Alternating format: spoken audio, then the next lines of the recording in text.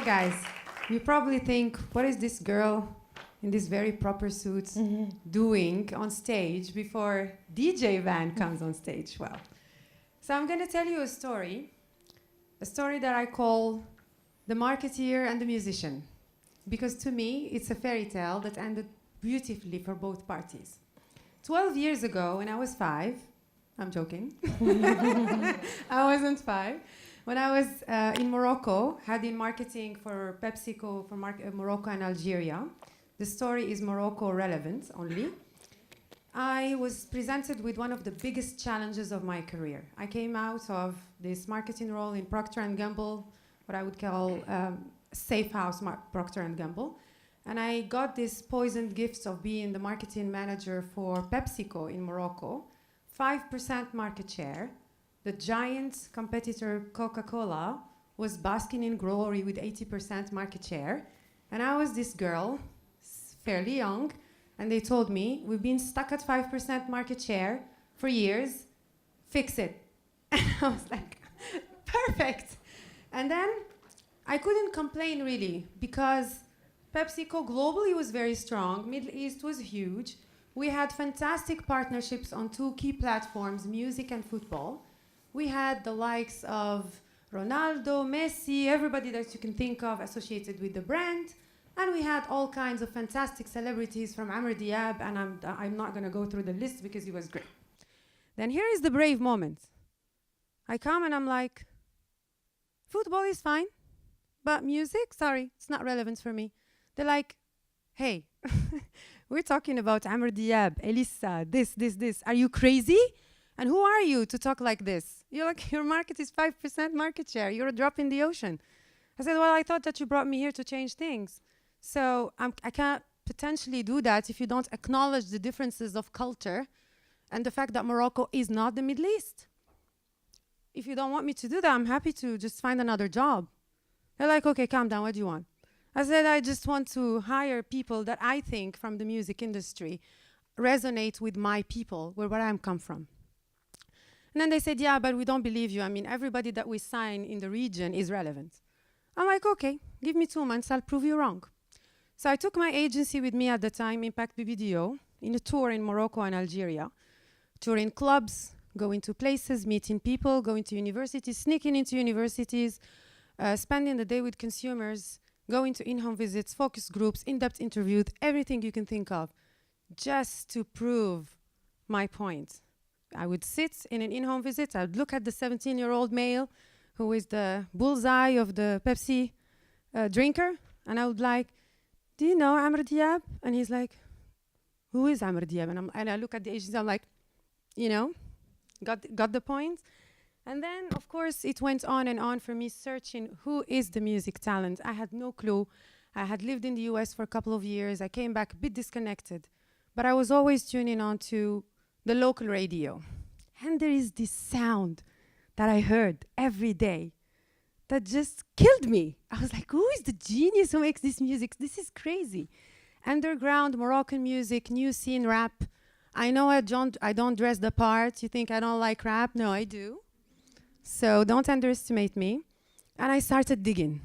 Who are these people? It was a group of rappers. Who are these people? Where can I find them? It wasn't easy because they were underground. So to my great surprise, they were in the city of Marrakesh, where my parents are from, so there was a huge sense of pride associated with that. So I went digging them out, and I traveled to Marrakesh to meet the band. I met them. I've been in love since then. So you would ask me what happened to the market share. I mean, there's a lot of things that happened. In less than 18 months, PepsiCo in Morocco moved more than double the market share in less than 18 months. It was amazing for them. It earned me a promotion, landed in Dubai. That's why I'm here. That's why I'm speaking here today, because I've been in Dubai for the last 11 years. But I left these musicians behind. And I actually got out of touch a little bit. So they spoiled my introduction by saying who the speaker is, because I was going to ask you, guess what happened to the guy who was making the sound? And here is my greatest surprise. I was with some friends in PepsiCo like 5 years ago. We were talking about this very, very, very, very popular Arabic song that was traveling the world. And they said, let us show you he's Moroccan, this and that. And then I look and I see him. I'm like, what? Is this him? I can't believe it. I felt like he was my son. And I was like, such a huge sense of pride. So what happened over the last 12 years is that the creator of that sound that I was hearing on the radio, that I fought my entire system to work with back then in Morocco to grow the market share of one of the biggest brands, is now the most awarded artist in Africa, the one who creates the most unbelievable sounds. And I wouldn't go any further because I want you to hear the sounds. DJ Van, can you please play the music? This is Marrakesh. I'll take you up to the highest heights.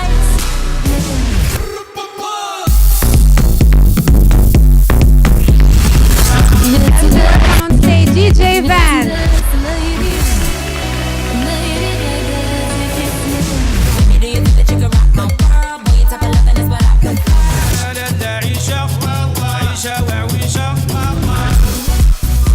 This is Marrakesh.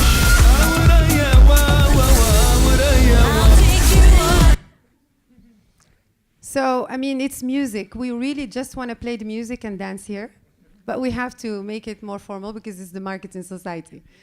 So, but happy to do the music afterwards. So, Khalil, my friend, I spoke about how we met.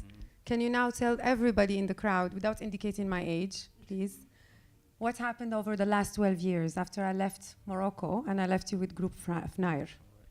So, a lot of things happened, actually. Hi, guys. I'm happy to be here and talk about my experience. My English is a little bit, my vocabulary is a little bit, bad. I had to say that. So a lot of things happened because I left Fnair, the group, and I start working in my own project with different artists. After leaving the group, I worked on a soundtrack for a movie. I worked for 2 albums that went huge in Morocco, a rap album and a fusion album. And after that, I never worked with a pop Arab music artist before, and Saad El Mzarrad came to me and asked me to produce a song for him. And I said to him, it's been 30 years that Egyptians and Lebanese and Khaliji music is in our market. So let's do the opposite. Let's go there and let's try to go there and show them what we can do with our own music and our lyrics. So we did Inti, and it went to huge all over MENA region and in Asia and all over the world. And we were nominated for MTV Music Award. And that was the first time that a Moroccan was nominated. We won 2 awards in Morocco, and it was just a big success. We didn't expect it, but it was a strategy behind it. Tell us a little bit more about this strategy, because what Khalil is saying right now is that putting Morocco on the charts of music that is beyond vocalists. Morocco has always been known to be just producer of vocalists, but not for musicians that have huge scale. Putting that thing on the map, and also making a DJ famous in Morocco. Don't be too humble. Just tell them about what you've achieved. Tell us a little bit more about how did you get to create that sound, and why was that sound so popular? Well, there is a lot of ingredients. It's a 6/8 beat. It's a 6/8 groove, which is popular in Africa, in Asia, in Arab, in Khaliji world. So I did a 6/8 beat with the urban sound. They are not used to that. It's a big sound, a club sound, with the catchy melodies, with the Moroccan Arabic language, which was hard for Arabic world to understand, but we did it in a way simple so they can understand. We chose the right word so they can understand. We put some ad-libs, Khaliji ad-libs, and the strategy was to promote it. The strategy was I create just a silly dance that you can guys see in YouTube, so people can dance on it, and we put a couple of videos on YouTube and we share it with influencers, and it starts from there. Amazing, absolutely. So in addition, we don't want to just focus on that first song because it was definitely like what brought you out to life and made you famous, and people could recognize it because it existed before you, but it was very different when your music came along.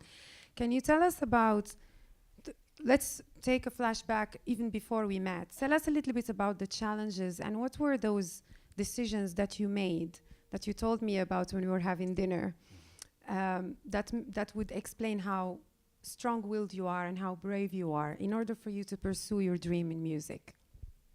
Well, I come from a poor environment. I come from Marrakesh, the old city, the Medina. So it's a poor neighborhood. The first thing I did when I was in high school, so I dropped school for music in a country where there is no music industry, there is no belief in artists or.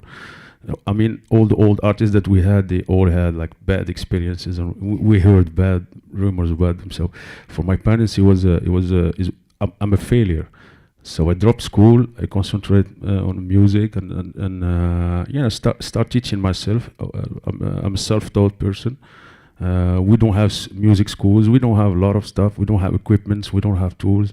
So I have to figure out how to do all that to do all that or create all that. So yeah, the dropping school, I think I didn't know at that time it was a brave step to take, but I did it. After that, when I invested money in a market where there is no music industry, so I invested in other artists, in myself, for equipment, studio, and promotion, and a lot of things. And my friends or other artists, they just think that I'm crazy. They always tell me, you should buy a land, you should do this, should do business that makes your money back. But I always believed in my vision, if I can say, because I set some goals in my life. So I said I'm gonna do my best to achieve those goals, which is being one of the best DJ in our country, and then being the best DJ in Africa, and yeah, here we are. So how can someone as shy and introvert as Van be so crazy when it comes to mixing? I want to hear about that a little bit. Well, that's my zone, if I can say. That's great. That's my that's how I express myself. I'm an introvert, shy person, but in studio or on stage, I'm another person. I'm Van. I'm not Khalil. That's the difference. Great. I'm not bipolar, by the way. I'm just. So another question I have in mind from the conversation we had the other day is about those specific challenges that happened along the way when you had to really make sacrifices when you left the FNAIR. You mentioned school and then the setbacks, because every time you took like 5 steps forward and then sometimes you have to go back 4 steps backwards in order for you to go again on a leap. So tell us a little bit more about those and how much you've lost, sometimes financially, sometimes time-wise, and how you propelled yourself and then eventually landed where you wanted to land. Well, when a country where there is no music industry, everything you do, it's just new for them. So there is no guarantee that you get your money back, or you I don't find the word. So for me, it was all about the challenge. If I have a bad experience with the artist or in a deal or something, it doesn't stop me. I say, look, maybe this is a mistake, but I'm learning from it. I'm not gonna do it again the next time, but I will do it and do it and do it and do it and do it until I achieve that goal. That's how I. That's how I. That's how you roll. Yeah. So just to shed some context and to put some context, I remember, I think my last conversation with Van before I left Morocco was about what he was going through with the band that he was initially part of. And I remember he was very disadvantaged in that deal, and I couldn't believe it because he made the music of the entire album and it was brilliant. I mean, yes, lyrics are important and vocals are important, but imagine an album without fantastic music. What would it be? It's impossible. So that's why I was telling you, I had goosebumps when I heard what he had achieved, because you know what it is when you invest so much time working with a band and then having to go and do it on your own. And the same thing happened with It's sad with different artists because I'm that kind of person that I don't talk much. I'm a laid back person. I just work. That's how I am. But I let my music speak. That's all. And it always speaks. And here I am today in Dubai. You know, I'm coming from a poor neighborhood, and here I am today in Dubai, trying to do business with Sony Music and different companies. And I was, I did some gigs all over the world. So I just let my music speaks. I just work and let my work speaks for me. I don't talk that much. I'm not here for spotlights, for fame, or I'm just here for the music. You know, share your emotions. my emotions, my talent. If I call it talent, I call it hard work. Yes, that's a very important point, because Van told me the other day, I don't believe in talent. So I really want you to hear his perspective on that. Talent alone. You know, talent alone, it doesn't make you achieve your goals. You have to work and work hard. Maybe I was born with the special ears, but I don't know. I don't believe in that. I just believe in work, and have ambitions and have goals and and work for those goals. I didn't study marketing. I didn't study communication or any of that. I just learned that in the process. Just learned that with experiences. And when I produce a product, I always think about target, age, market, region, all those things that you guys call statistics, analytics, algorithms, and all that stuff. I don't just so in our world we call it street. We call it street smart, but it's just experiences for me. Yeah, that's right. Actually, we were having the conversation. He did highlight that he spoke I believe, in a school to students, and everything that he said was actually textbook material, but he's never studied that textbook material. So the importance of setting goals, the importance of dedication, the importance of focus, and not relying on a God-given gift to achieve anything, and hard work. Very important for Van, the hard work. So I know that there was a leap, so you kind of achieved the initial goals. So how did you feel when you got to that? And what did you think would be the next step? Well, the first goal it was I came from hip hop culture, urban culture. So in Morocco, as an Arabic Islamic country, it was we were the bad guys. So in high school, when I was wearing baggies and hats and headphones all the time, so my teachers always, they had the bad image about me. So I said this goes. I said to myself, one day I will put hip hop in the kitchen. When I'm in the kitchen in the house, I mean, moms can listen to hip hop, and I did that with Fnair in 2007 with Yed Lahanna album. So that was one of the goals. And the second goal is try to, my music is all about fusion and mixing our traditional folkloric music, Moroccan folkloric music, which is African music, with modern music, and try to get that out there in the world, and try to share it with the world, and it happens. So all those goals, I achieved them because of hard work, of course. And now I'm setting some goals. I'm going international. Because I think I did it all in Morocco. I work with different artists in different genre, and now it's time to me to try to do some international product. Absolutely, and we have no doubt you're going to achieve all these goals. So if we have to, I know about the challenges. What were the proudest moments for you? And what went through your mind when you were going through those moments? What went through your mind? What did you think of the moment of yourself when you were having those moments? So, happiness, but it just, I don't express myself like happiness, like go crazy, and it's just, I did it. What's next? Yeah. What were those moments exactly? Is it the awards? Is it the albums? What is it exactly? No, when you meet the fans and they say, we like your music touched me. When they come to my parties or my gigs and they have a good time. When sometimes you meet parents and they told you, you are an idol for our kids. Sometimes you get some messages, text. Now with social media, we got a lot of comments. that's I don't know. I didn't find the word, but that's That's the pride. yeah, that's my pride. Yeah. So who would be, if you would want to share with us your most ambitious goal and where you would want to get to, and what type of artists would you really would like to work with? There are so many. Some? As a producer, there's so many. Yeah, international artists. My goal is just to spread Moroccan sound, which is traditional instrument, traditional singing.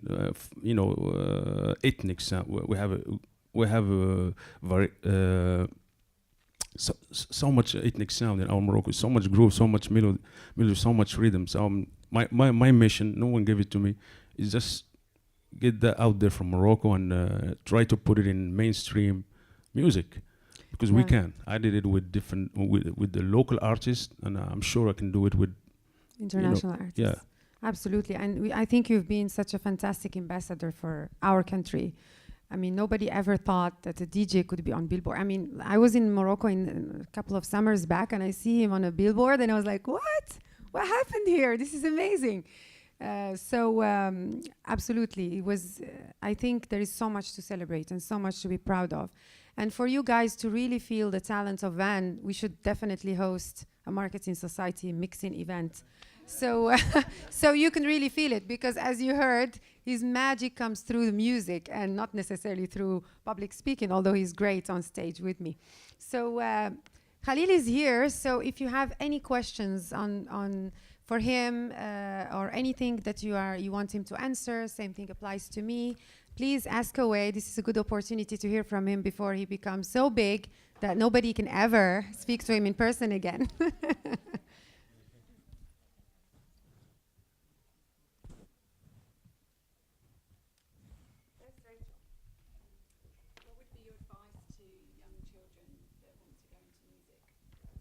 With my advice, don't drop school. Don't do that. It works for you. Yeah, but it's a different different experience. Don't drop school, and study music. Study music business too. Study marketing, and it helps because it takes me a lot of time to understand all those things. Maybe in school they will learn that fast, and school is important. Learning is important.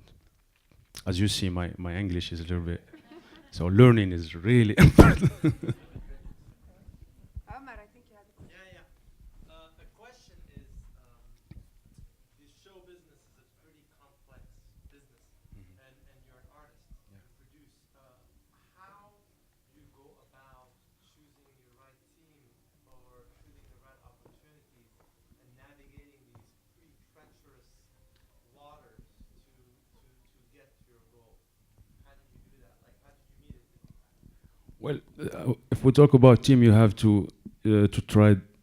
You work with them and try different person and freelance, of course, and you see what if he's good enough for your product, and from that you take the best one and you add it to your team, and the show business, especially in Arab world, is a little bit. It's a big freestyle. There is no structure, and it's a little bit weird. But just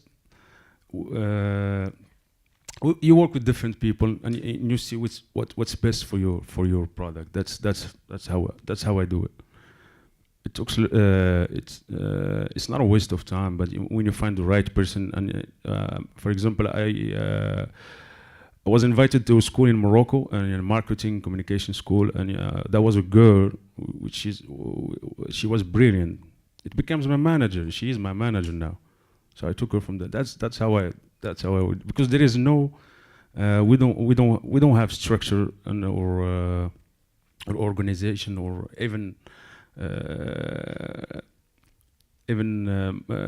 people who specialize in music business or show business. So you have to figure out yourself. That's the way it is. Can you tell us what was the most difficult decision you ever made along that journey? The difficult decision. I was working with Fnair for 7 years as a group, and I did the whole concept, the music, even the branding. We had T-shirt back in the day, and I had to leave the group because of personal problems. So 7 years of work and hard work and nights and days of work, and I had to drop because of that. That was hard for me because we were like brothers, and that was the complicated, and it affected me as a person, but it forced me as a person to, to keep going by myself. Thank you so much for your time. I Yeah, want thank to, you. as marketers, every day there's the trade-off between short-term gain and long-term strategy. And you had to localize your music to break into other markets. What did you have to give up for the long game? And what did you have to keep for the short term? Well, for the short term, I had to make a name for myself in my own country. That's for the short term. I have to make sure that I'm one of the best and my sound is out there before I go outside of my country. That's the long term, which what I am now, and try to be one of the international producers and try to produce international music. That's my long term. So it was. There is another element that you told me that could answer her question. It's basically he had to give up a lot of money in order to project himself in the future. Because if he was just going after the gigs and the short term, he would have lived through some of the bad experiences and partnerships just to continue making the money. But he had to give that up, right? In order for him to continue focusing on the long term. So yes, money ended up coming, but it could have come faster earlier. But he chose not to focus only on the short term, but to keep his eye on the target. There was another question here. Yes. Been talking about the digital transformation happening now in the region. Do you think that artificial intelligence will be penetrating in the music industry? Well, it's helpful because there is a lot of talent out there, especially in our region, in the Arab region, and because there is no structure and there is no A&R, a lot of A&R. There is no real label. We have the label. All labels are based in Dubai, most of them. So internet and digital world helps a lot of artists and talent to to share their music, and it's little bit lucrative. It's not that big lucrative, but it's lucrative. If that answers your question. You're welcome. Can I ask a quick follow-up question? Just bold from the front. You talked about how important local sounds were for you, Moroccan sounds. Are there international influences? Because, hip-hop and house is an international kind of music sound. Yeah, but that's what I said. I put elements from our traditional music, ethnic sound, from Morocco or Arab region, in a modern sound, which is hip hop, house, as you said, progressive house, Afro, and different genre. So is there anything in particular that influences you? Like, where do you look to outside of Morocco? Well, I came from a hip hop culture, but I'm a music fan. I love music, whatever genre it is. Good music is good music, whatever genre it is. That's how I think. That's how I resonate. If I can tell. Any artists that inspired you in the journey? Yeah, I have some local artists in Morocco, like traditional artists, and I have the big producers like Timbaland, Swiss Beat, if you know them. So many, Steve Aoki, if you know him. Afrojack. There is a lot of them that inspires my music. Well, thank you. Thank you. Yeah. Sure. Please go ahead. Have you inspired by Bollywood as well? Have you gone to that? Well, You read it. You're like projecting yourself now. You cannot steal. Go for it. no, I have a project with the famous I think a star. I don't know if you know her, Nora Fatehi. So next year I have a single with her, and maybe that will be my entrance to Bollywood. I hope so. It is happening. Asking is not the business for the digital, is that in Bollywood music has a lot of instruments as well. And that's what you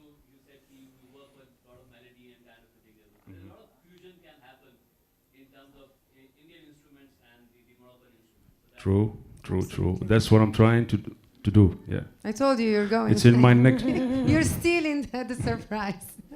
Okay, well, thank you so much, Khalid. You're Thank you welcome. so much, DJ Van. Thank you for It was a having great me. Pleasure. Thank you.